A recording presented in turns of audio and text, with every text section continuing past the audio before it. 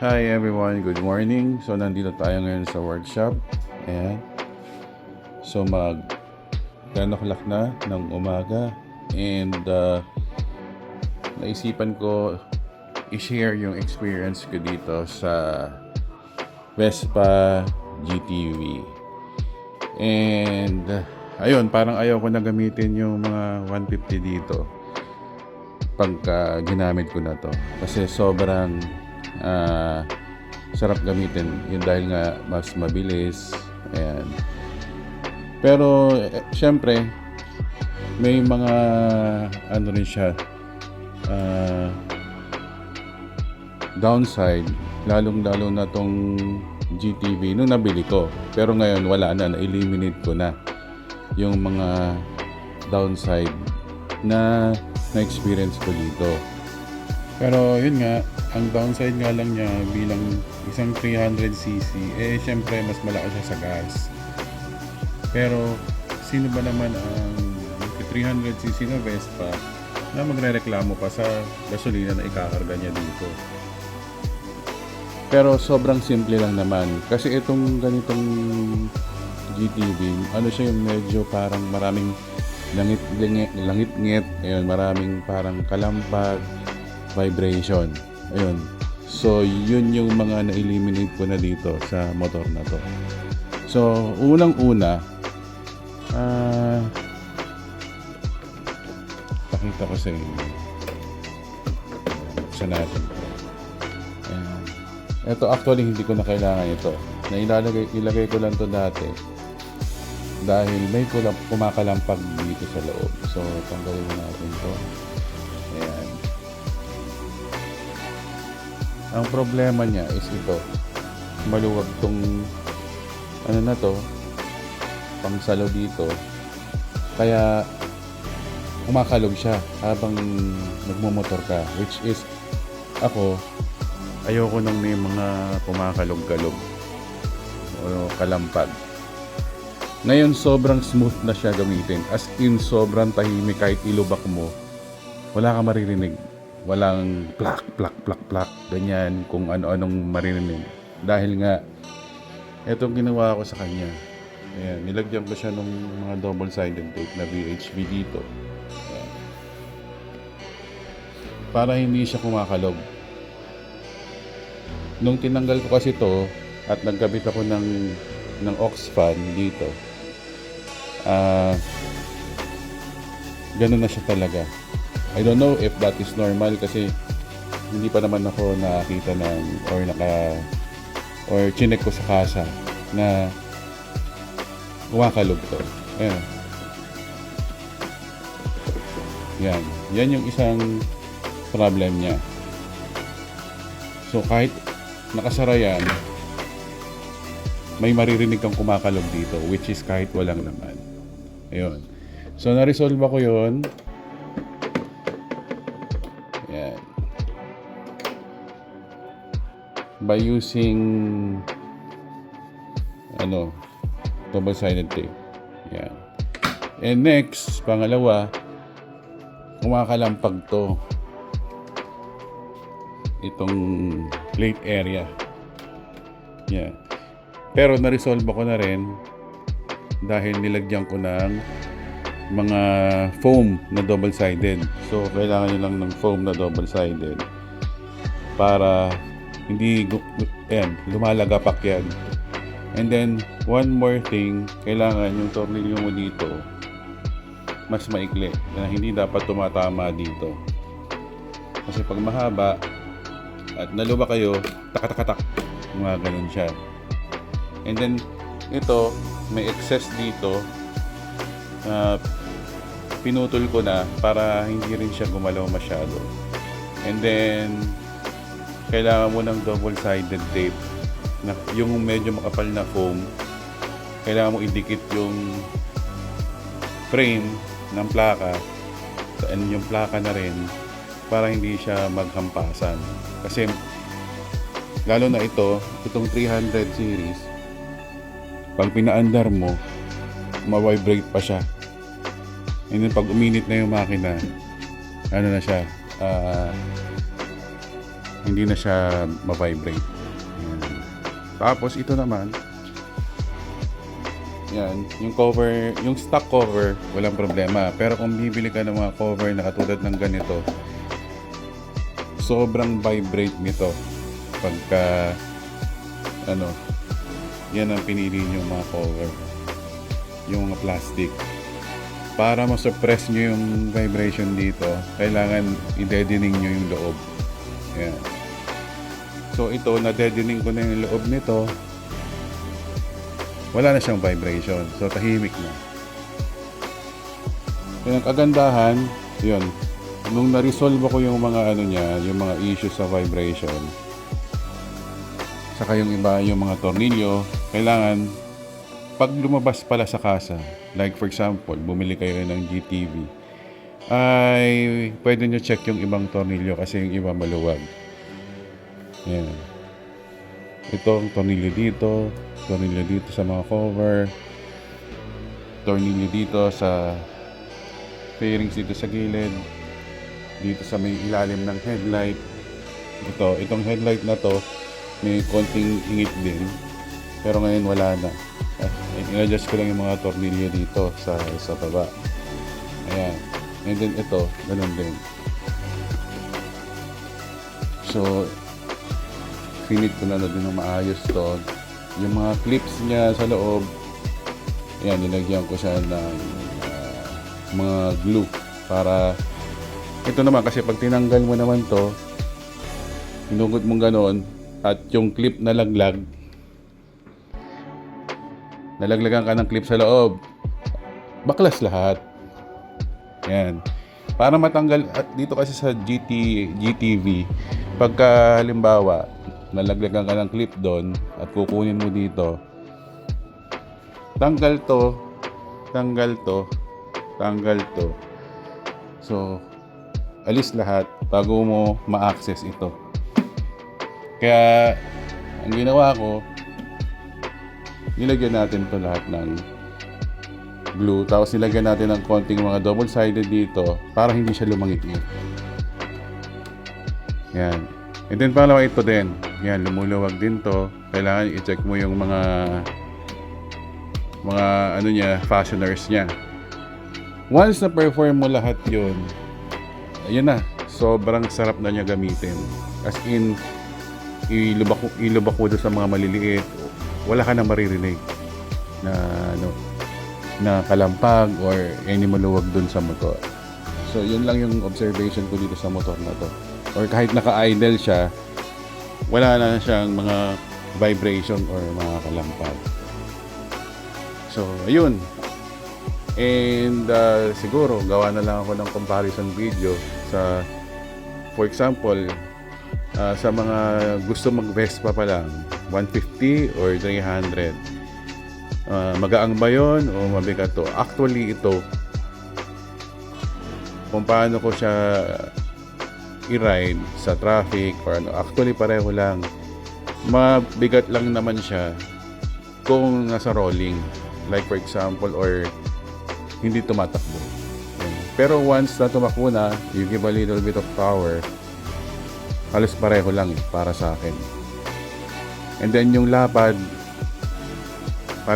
pareho lang din. Susukatin nyo lang yung yung dulo-dulo niya. Yan, yung dulo-dulo. Pagka halos pareho lang din naman ng manibela, pasok na yung motor. Ganon din naman yung mas maalala lang to, mas malapad lang yung body niya. So, magdi-decide ba kayo? 300 ba ako o 150? Ang nangyayari kasi, bibili ka ng 150, tapos mabagalan ka, mag-upgrade ka ng makina, mags, suspension, mag-upgrade ka ng preno. In the long run, yung presyo na nagastos mo sa 150, ganun din, parang lalabas, bumili ka rin ng 300cc. So, let's say magkano ang GTS 300, and then magmo-modify ka ng 150 mo, might as well dumiretso ka na sa 300. Wala ka nang iintindihin, mabilis, di ba? Water cooled, ayun, kahit saan mo dalhin, may power na ibibigay sa weight naman, wala naman din problema. Mas mamamanage mo naman yung weight nito. Ayan. At saka yung singit-singit, wala yung problema din sa singit-singit. Ayun, sa 150. Ayun, actually parang nalalakihan ka dito, parang ayaw mo gamitin kahit sa malapit. Pero pagka nasanay ka na, okay na rin. Parang ano na rin, parang ganito na rin. Parang ito kasi masarap gamitin kahit saan pwede mo park. Ito kasi medyo malapad. Yan, ganun. Tapos yun. Syempre, dahil mas magaan yan, mas madali lang din sa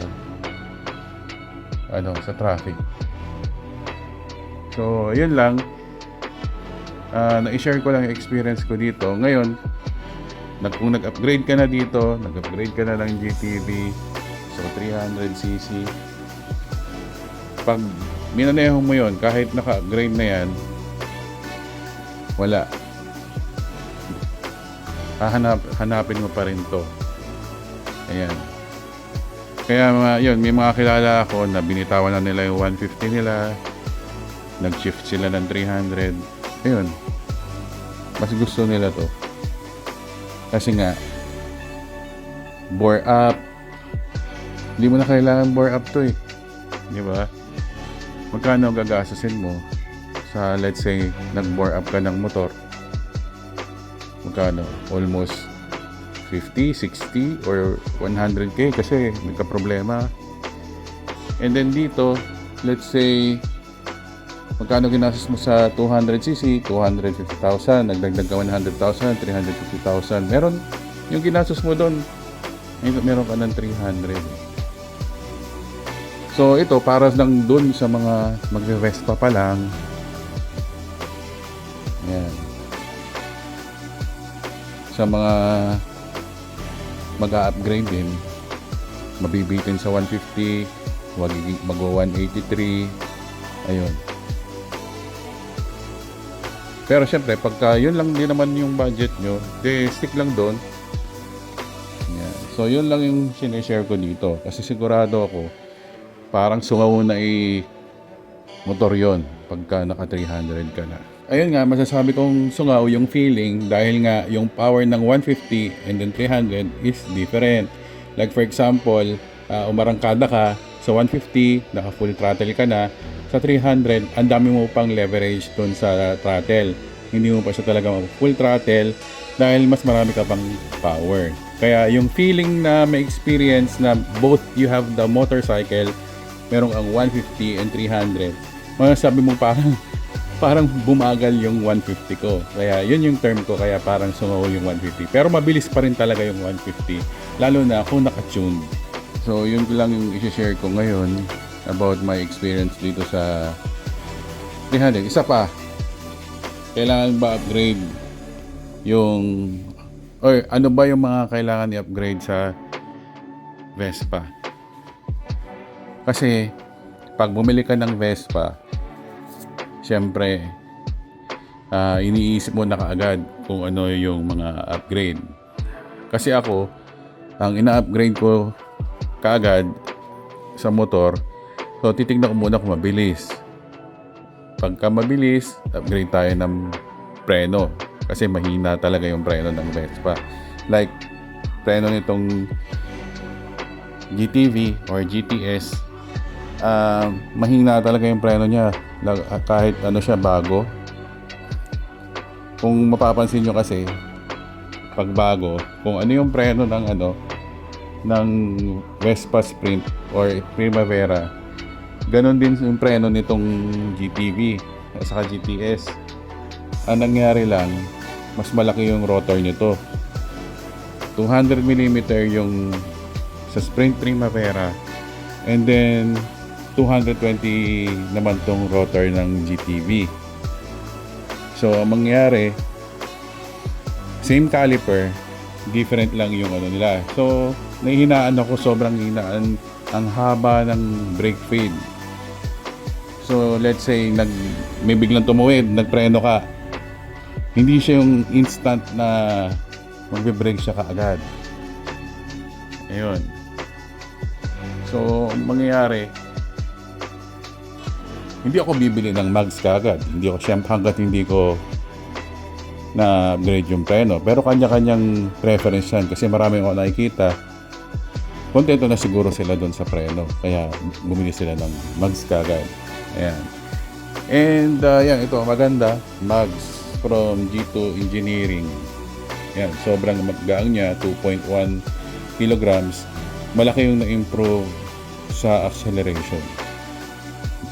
Ayan. And then syempre, next year ilalabas na namin yung ano nito, yung mga pulley. We have pulley for GTB, GTS, Lambretta X300. Na-tune na rin namin to for track use. Ayan. Pero hindi namin itatrack yan kasi hindi naman talaga namin 40 ang mga racing. So sa ano kami, street tuning, more on touring. Basta gumanda lang yung performance sa mga open roads. Ayan. So suspension, yun yung isa pa. So, bumili ka ng Sprint or Primavera, stock suspension. Actually, sa iba, mga natanong ko, okay na yung suspension. So, siguro, depende sa rider weight. Kung magaang ka, baka matagtag. Kung mabigat ka naman, ano naman, baka mamaya okay na. So, ito naman GTV, na-enjoy ko pa yung ano niya, yung stock shock absorber niya, kaya yun na muna. Siguro pag medyo nabago na, i-ride ko na ng ilang beses, na medyo nagsag na, siyempre katagalan, nagsasag yung shock absorber na gamit ko na. And then saka tayo mag-upgrade. And then para malaman natin yung difference, kung ano yung difference sa stock. Kasi yung stock pa lang nito, so isa pa yon. Let's say, bibili ka nga ng Sprint Primavera, ayaw mo nung ride, bibili ka ng shock absorber plus 70,000 or ano, mas mahal pa. Dito, kung wala ka naman plano mag-upgrade, diretso ka na dito sa ano, maganda na yung ride kasi dalawa na yung shock absorber sa likod. So, maganda yung ride niya kahit stock. Yun, so actually, kung wala kang gustong baguhin, yung pagbili mo pa lang, komportable na yung ride, mabilis. Ayan, kunin nyo to. Ayan. Pagka halimbawa, ano naman, gusto nyo naman ng magaang, mas magaang pagka inuusod sa bahay, or mas mura siguro ang maintenance kasi wala tong radiator, air cooled lang siya. Ayan. So ano pa ba? Siguro so far yun lang na muna. So gagawa na lang ako siguro ng video na mas comprehensive yung comparison nitong 150 or 300. So ano ba yung first time mong bibili ng Vespa, ano ba yung mas pipiliin mo? Ayan. Kasi nung una, nung time nabibili ako ng Vespa, sinubukan ko to pareho. And then, marami nagsasabi, inikot-ikot ko lang na mahirap daw to sa traffic. Ang hirap daw isingit. Pero nung time na, yun nga, so binili ko yun, yung Sprint. And then kailangan na namin pag-aralan yung pulley. Nagawa na namin yung CVT noon with yung Radiance RT, Radiance RR, and Radiance RS. Ayan, tatlong variant ng CVT na iba-iba yung profile, iba-iba yung tuning na pwede doon. And then ito, yan, kaya din ako kumuha ng 300 is para mapag-aralan yung pulley. Ayan. And then after 7 profiles, Ayan. Dito sa lathe machine. So gumawa na kami ng mga pulley niya. After 7 profiles, yun, nakuha ko yung gusto ko na ano.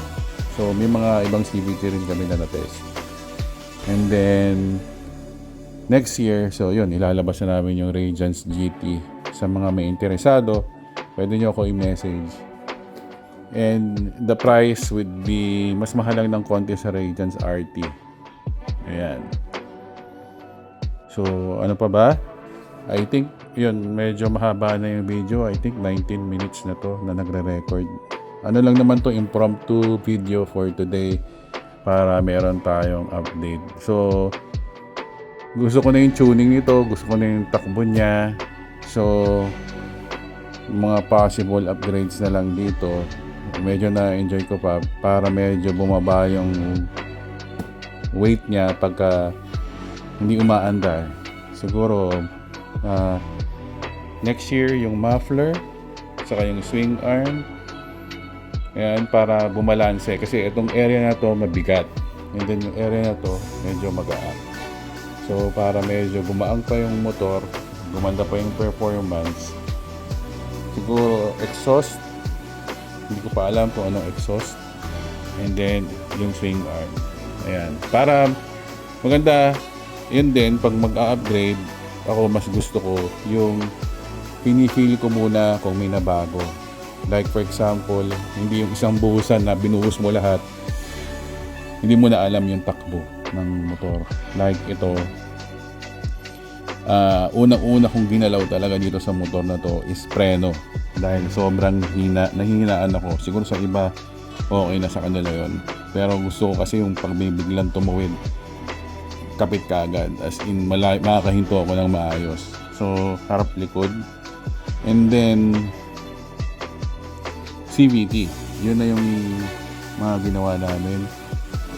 Wala pa ata itong 500 kilometers pero binabanatan na namin ito ng Italian tune-up. Ayan. So talagang ano talaga, birit talaga kung birit.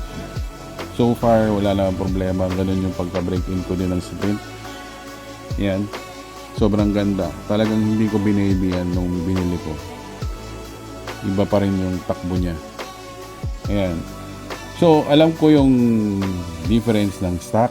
Kasi preno lang muna in-upgrade ko. Hindi ako nag-upgrade ng shock absorber. Ayun. So, may improvement. Ngayon, after that, CVT, may improvement. And then lighter mugs, which is sobrang laki din ng improvement. Malaki yung, mabigat kasi yung ano yung stock.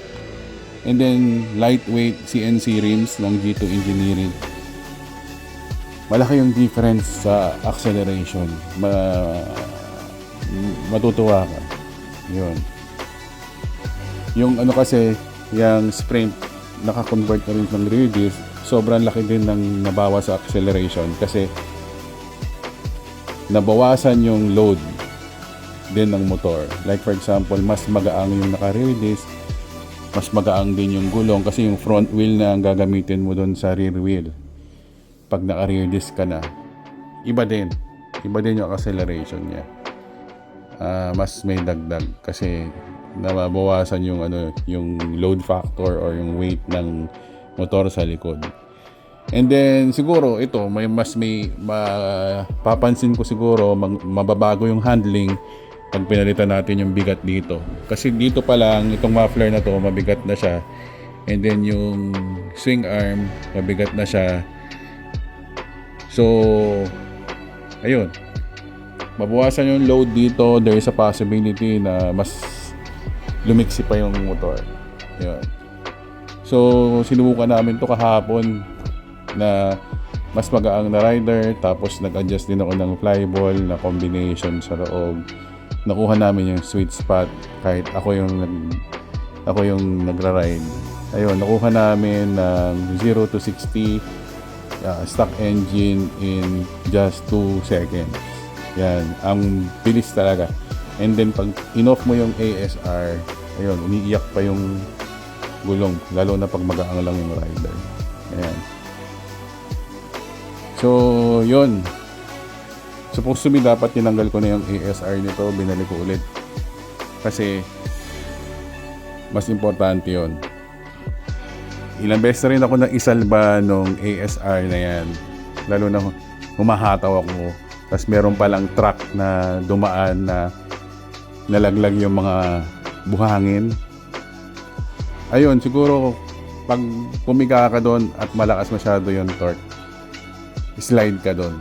Pero pag piga kong gano'n, na-detect ng ASR, talagang nag-blink yung ASR at nag-cut off siya ng throttle. So, hindi ako dumulas. Diba? Actually, yung iba, puro gusto nila mabilis. Pero pag ito, normal ko lang dinadrive, ginagamit ko yung ASR. Siyempre, binayaran mo yun sa features. So, yun, nasa sa inyo na yun kung tatanggalin nyo, papatanggal nyo, paparemap nyo. Ayun. And then, ito kasi gagamitin ko, hindi naman to pang racing. Gusto ko lang siya mabilis.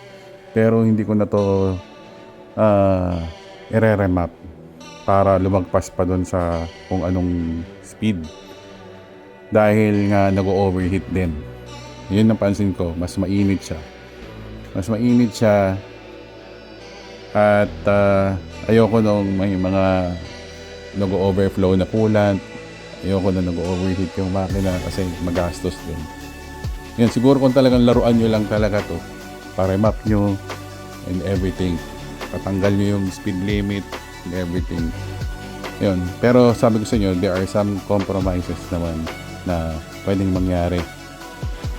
Siyempre, yung let's say yung makina mo is capacity niya is ginawa ng Vespa 80% and then niremap mo 100% power na yung makina. Siyempre, if there's more power, mas maraming heat yung ipoproduce niya. And then, mas prone niya sa overheating. So, yun. So, kung gusto niyo na walang sakit ulo, leave it stock. And then, CVT lang. And then, weight reduction lang din sa motor. Ganon din sa 150. Ayun. So, yun. Shinare ko lang yung insights ko about that. And then, ano pa ba? Marami pang, nag-message sa akin about kung anong pwedeng topic dito sa mga motor na to. Ayun. So, pasensya na rin, hindi ako nakakaharap sa camera kasi wala. Talaga. Hindi ako nakapag-ahit or everything. Yan. Ganon. Kasi sobrang busy ko ngayon noong December. Hindi ako prepared. Pero, impromptu naman tayo mag-vlog. So, wala tayong script. Kung ano lang yung gusto kong sabihin, yun lang. Yun lang yung sasabihin. And then, ito, malaking tulong to.